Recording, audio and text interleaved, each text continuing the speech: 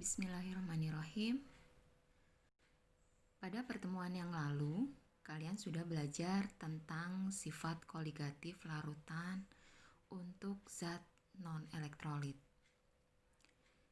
Di mana sifat koligatif larutan itu terdiri dari yang pertama adalah penurunan tekanan uap jenuh larutan, kemudian kenaikan titik didih larutan, yang ketiga penurunan titik beku larutan, dan yang terakhir adalah tekanan osmosis. Untuk sifat koligatif, penurunan tekanan uap jenuh larutan, kenaikan titik didih larutan, dan penurunan titik beku larutan dapat digambarkan dengan suatu diagram yang dinamakan dengan diagram PT.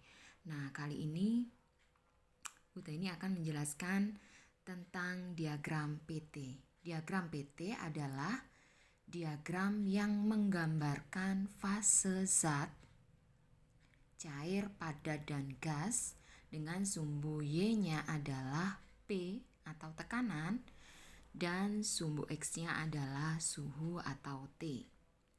Yang pertama yang harus kalian ingat yaitu letak dari fase cair, padat, dan gas. Jadi cair terletak di atas, kemudian padat di sebelah sini, dan gas di bawah. Jadi kadang soal menggambarkan tentang diagram PT itu tidak dituliskan fase zatnya. Jadi kalian harus mengingat betul letak cair, padat, dan juga gas. Kemudian di sini diagram PT ada dua garis. Yang pertama yaitu yang garis hitam tidak putus-putus. Ini adalah punyanya pelarut murni. Pelarut murni sebagai contoh adalah air. Jadi ini adalah punyanya pelarut murni. Kemudian untuk yang garis putus-putus dengan tinta merah ini adalah punyanya larutan. Jadi setelah pelarut murni ditambah dengan zat larut non volatil itu namanya adalah larutan. Di sini ada titik A, B, C, dan di sini ada titik D, E, F. Untuk yang titik beku, kalian lihat titik beku untuk larutan adalah TF, sedangkan titik beku untuk pelarut murni dilambangkan dengan TF0. Kalian ingat kembali rumus yang sudah kalian pelajari. Jadi daerah ini antara ini ke sini adalah harga delta TF, di mana TF0 punyanya pelarut murni harganya lebih tinggi daripada TF punyanya larutan. Jadi berdasarkan judulnya kalian akan ingat rumusnya. Kalau judulnya penurunan titik beku, berarti titik beku pelarut murni lebih tinggi daripada titik beku larutan, sehingga harganya akan turun. Kemudian kalau titik didih jangan sampai terbalik. Kalau bahasa Indonesia titik didih dilambangkan dengan TD. Tapi nanti kalau kalian ditanya sama orang luar negeri, tidak nyambung ya.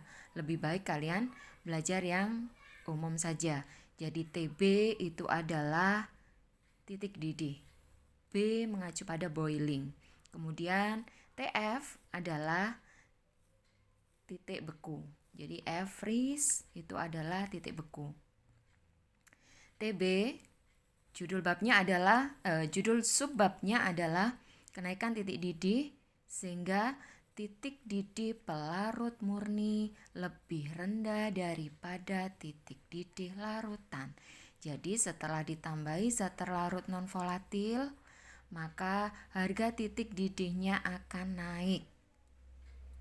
Jadi jika dibandingkan pelarut murni, titik didih larutan lebih tinggi, sehingga harga delta TB-nya sama dengan TB punyanya larutan dikurangi dengan TB0. Harganya adalah di sini. Jadi kalau nanti digambarkan diagram PT, terus kalian disuruh menentukan harga delta TB, maka delta TB-nya adalah harga yang tinggi dikurangi yang rendah.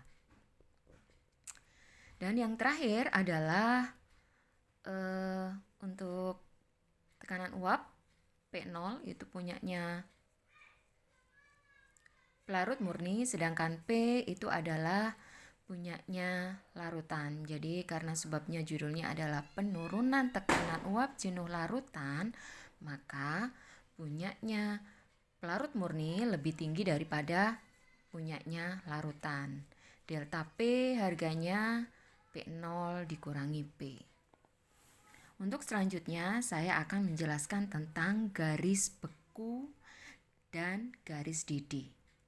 Kalian perhatikan, membeku adalah proses perubahan dari fase cair ke fase padat, sehingga garis yang memisahkan antara fase cair dengan fase padat dinamakan garis beku. Untuk pelarut, garis bekunya adalah AB, sedangkan untuk larutan garis bekunya adalah DE. Sedangkan garis didih, kalian ingat, mendidih adalah proses perubahan fase dari cair menjadi gas, sehingga garis yang memisahkan antara fase cair dengan gas dinamakan dengan garis didih. Untuk pelarut, garis didihnya adalah BC, sedangkan untuk larutan garis didihnya adalah EF. Titik beku pelarut sudah jelas ya, TB0. Titik didih pelarut TB0, titik didih larutan TB, titik beku pelarut TF0, titik beku larutan TF. Sudah jelas. Kemudian yang terakhir adalah tentang titik triple. Titik triple itu adalah titik pertemuan antara fase cair, padat, dan gas. Untuk punyanya pelarut, titik triplenya adalah titik B, di sini pertemuannya. Sedangkan untuk larutan, titik pertemuan antara ketiga fase adalah titik E. Mungkin hanya itu saja yang bisa saya jelaskan tentang diagram PT. Kalau ada yang belum jelas, silakan didiskusikan di grup. Terima kasih.